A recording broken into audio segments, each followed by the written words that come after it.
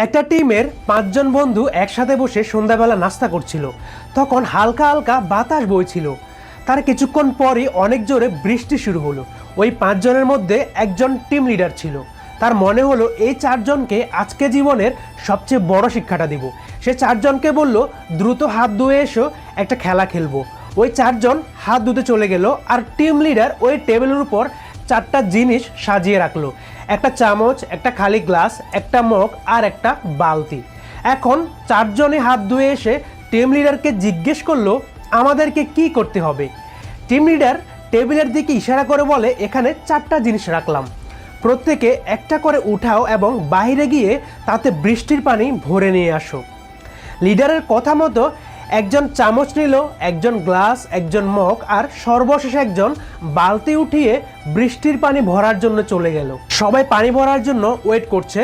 সবার প্রথমে চামচে বৃষ্টির পানি ভরে গেলে সে চলে আসলো, তারপর বৃষ্টির পানিতে গ্লাস ভর্তি হয়ে গেলে সেও চলে আসলো, তারপর মগও বৃষ্টির পানিতে ভর্তি হয়ে গেলে সেও পানি নিয়ে চলে আসে।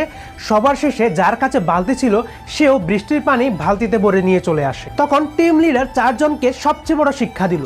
বলল, 2টা জিনিস শেখাবো তোমাদেরকে। প্রথমত বন্ধুরা, বৃষ্টি কিন্তু সবার জন্য একই রকম হচ্ছিল, কিন্তু কেউ চামচ ভর্তি করলে, কেউ গ্লাস, কেউ মগ এবং কেউ বালতি ভর্তি করে পানি নিয়ে এসেছে। বৃষ্টি সবগুলো পাত্রেই পানি দিচ্ছিল।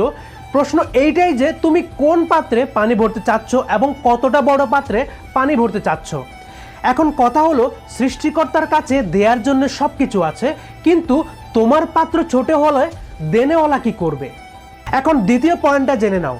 বড় পাত্র ভর্তি করতে সময়টা বেশি লাগে। যে সময়ে চামচ ভর্তি হয় ঠিক সেই সময়ে বালতি কখনোই ভর্তি হবে না, কারণ big achievements need big time.